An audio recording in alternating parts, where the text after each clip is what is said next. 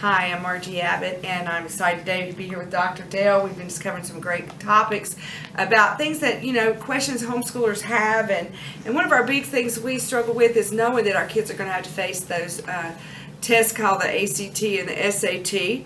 And one of our kids are going to be prepared. We don't really know what is on them. And math is a big part of those tests. And so can you share with me a little bit how you think your program is going to get our kids ready for that?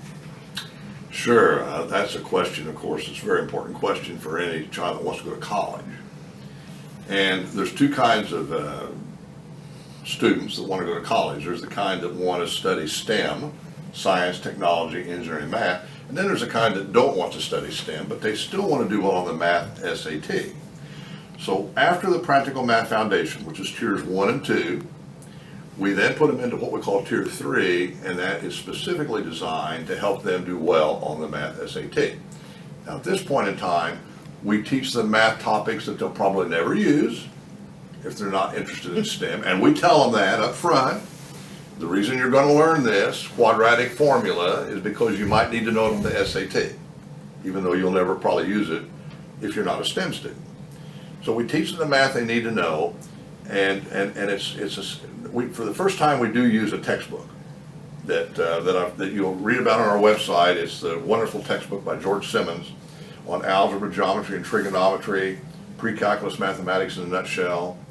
And we only use about 10% of this book because you don't need very much math to do well on the SAT. Did you know that? Our math books were like this thick and this. Oh, I know, they're horrible. They're just, every high school math textbook today, in my opinion, is obsolete and shouldn't be used. They're just terrible. Now, I know that that doesn't make me popular with math educators and textbook writers and publishers and all that, because that's how they make lots of money. But it's the truth. This book was written back in 1988, and George Simmons was, in my opinion, the best math teacher of the 20th century. And he wrote a lot of other books in math that were excellent that I won't talk about now, but this is a great book. Now, we cover topics that you need to excel on the SAT, but nothing more, and that's in tier 3.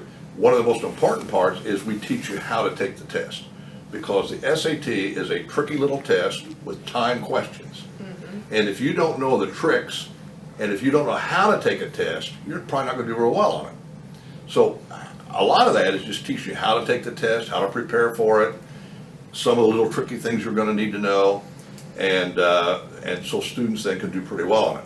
Now the ACT sometimes has more on it than the SAT, so there's some additional topics then that we would recommend for that come in tier 4, and that's another subject. And I also say these tests are changing all the time, so we have to go back sometimes and retweak what we're doing to make sure that it's updated for the student.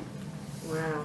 Well, I was glad you mentioned the ACT because some colleges prefer one over the other, and so that's really good to know. So, what if our students should want to learn calculus or some of those higher level maths? Does yours go up? Well, we need to probably discuss that on another video because that's a very deep subject.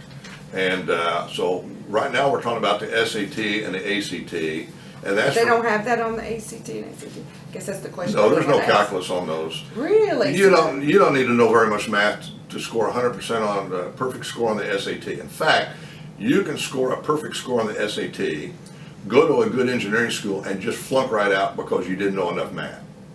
There's very little math required on the SAT. It's almost a joke, really, as to how bad it is.